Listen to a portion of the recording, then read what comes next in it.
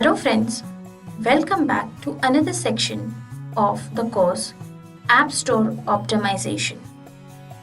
Let's begin with the new topic Exposure Optimization. To determine your app's position in search, Google and Apple have developed their own algorithms to decide where to position your app.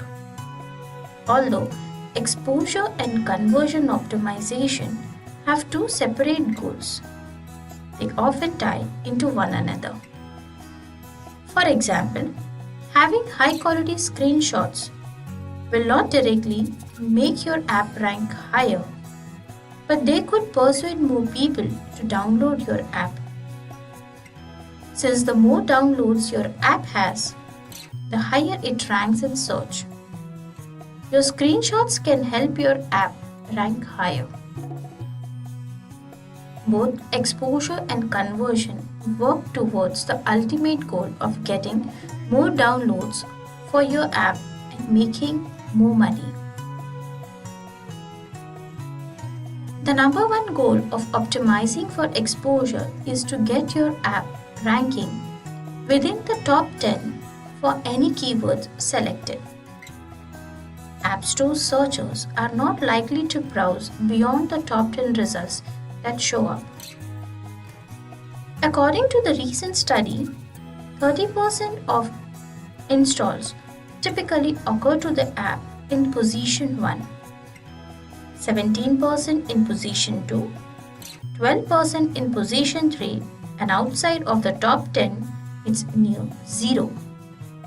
This means that even if your app looks very enticing in the App Store, it will rarely be found if it ranks outside of the top 10 results. So let's begin with on-page ranking factors. On-page factors are the part of the exposure optimization that you have direct control over. Let's discuss in detail about the on-page ranking factors for iOS App Store and Google Play Store. To begin with, keyword field. For iOS, your keywords are entered into a specific keyword field limited to 100 characters long, and each keyword is separated by a comma. Since keywords in the description have no bearing on your ratings in the Apple App Store, this keyword field determines how most of your keywords are tracked. Whereas for Google Play Store, keywords are picked up from the app's description, much like how keywords are found on websites' pages for SEO. App description. For Google Play, since the description is the only place to include keywords, it needs to be optimized for ASO. The best practice to maximize the effect each keyword has on your ranking is to repeat it 3 to 5 times throughout the description without sounding too spammy. Keywords that are closer to the top will also have slightly more weight in the search algorithm. So put your best and the most relevant keywords first. Whereas for iOS, keywords in the description will not directly affect your position in the App Store search results. Because of this, the main focus of the description on iOS should be to convert interested App Store users into actual users of your app. Although Apple does not use your app's description to rank keywords in the App Store search, keywords in the description will affect your rankings in the web searches. That is, when someone searches for apps through Google. For this reason, your best keywords should be included in the description. App title. Keywords in your title will be tracked and given more weight than any keyword in your keyword field or description.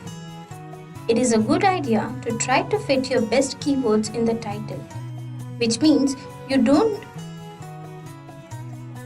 need to include them in your keyword field since they will already be tracked. For example, If the keyword running is used in your title, don't use it again in your keyword field for iOS. Apple and Google both allow for up to 50 characters in your title. Developer name.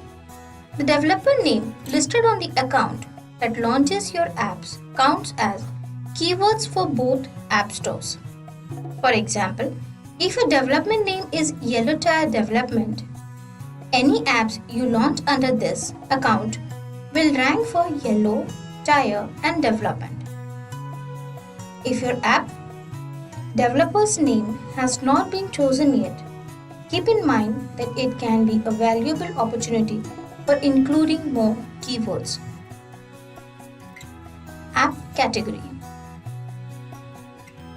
Apple lets you pick 2 categories to list your app under, while Google lets you pick only one. Choosing the most relevant category is never a bad idea, but also keep in mind the competitiveness of each one. Categories like action games and adventure games will be difficult to rank in as opposed to categories like trivia. The name of the category will also count as a keyword in iOS. For example, if the category you choose is trivia, the word trivia doesn't need to be repeated in your keyword field, as you will already be indexed for it. In-app purchase names. In the early days of Apple Store optimization, the titles of your in-app purchase would register as keywords that would allow your app to be found in search. A handful of clever developers exploited this and releasing apps with many in-app purchases to take advantage of the extra keywords. Apple quickly caught on, and now the titles for each in-app purchase no longer have any weight in search rankings. Localization. Localizing for another country can have a major effect on the exposure your app gets. Since people prefer to browse the App Store in their native language, localization of your keywords and description can put your app in front of people who never would have found it otherwise. For every localization you do, you are able to include a whole new set of keywords and descriptions that can boost your rank in foreign app stores for iOS and Google Play. A good way to test the waters with localization is to translate the description, title, the text used on screenshots, and the app update text to a variety of languages to see how each country responds. If you get a significant number of downloads from one particular country, the next step would be to translate the entire app into that language to give your foreign users the best user experience possible.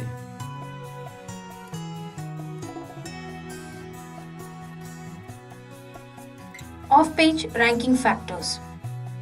Off-page ranking factors are the variables that you cannot directly enter on your app's page, although they can be influenced through different tactics. They are more difficult to control and can have an even bigger influence on your rankings than on-page factors.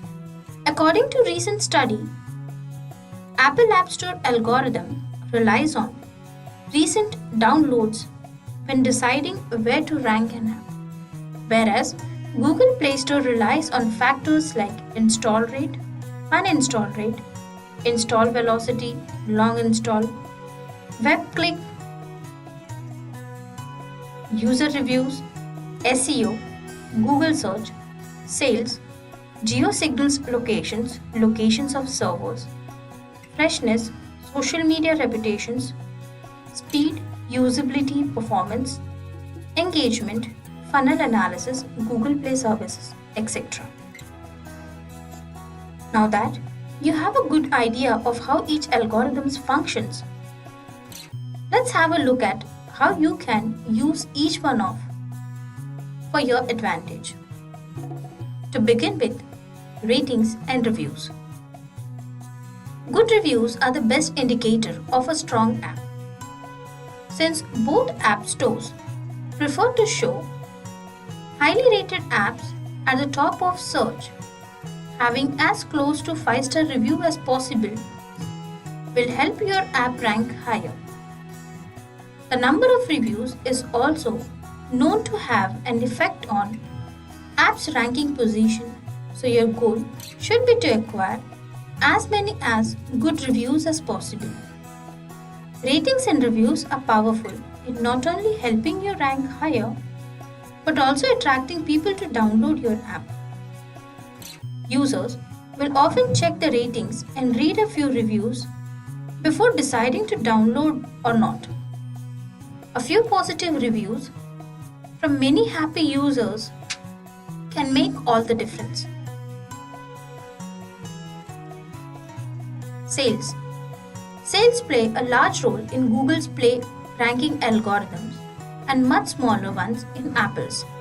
Keep in mind, the only way either App Store can track sales is through paid apps and in-app purchase data. If your app is free and monetizes through ads, no revenue will be tracked. This should not deter you from making apps that are free since they are still viable. It just means that Google in particular will have a slight preferences for apps that make them money through direct sales. Downloads. An app's total downloads have a huge effect on how it ranks in search in both app stores. The more downloads an app has, the higher it will rank. Download velocity. Download velocity refers to how quickly your app gets downloads and is a major factor in determining an app's ranking in search. Click-through rate and conversion rate. The click-through rate or CTR represents how many people click your app after viewing its listing in the App Store. The more people click your app after seeing it pop up in the search, the higher your app will rank. CTR can be calculated as clicks to app pages divided by impressions on listing in App Store. Conversion ratio or CVR represents how many people download your app after clicking on it. The more downloads per click, the higher your app will rank. CVR can be calculated as number of app downloads divided by clicks to app page. Through CTR and CVR, we can see that conversion optimization overlaps with the exposure optimization. The better your app can convert impressions into clicks and clicks into downloads, the better your app will rank in App Store searches. Both of these factors affect your ranking in both the Apple App Store and the Google Play Store. Discard rate. The discard rate is a metric that measures how many people delete your app after downloading it. If a lot of people download the app but immediately delete it, this indicates that something is wrong and they are not getting what they wanted out of your app. Both Apple and Google will use this data to rank your app lower. Long install. The long install refers to when user downloads your app, plays through it once, then deletes the game. This metric indicates how important it is to keep your users happy once they download the app, since it will come around and either help or hurt your rankings. Usage rates. The usage rate tracks how much people actually use your app once they download it. If users spend a lot of time in the app, this indicates to Apple or Google that people like using it and the algorithm will rank your app higher. Update frequency. Frequent update indicates that your app is cared for and not abandoned, and this will affect your rankings positively in both app stores.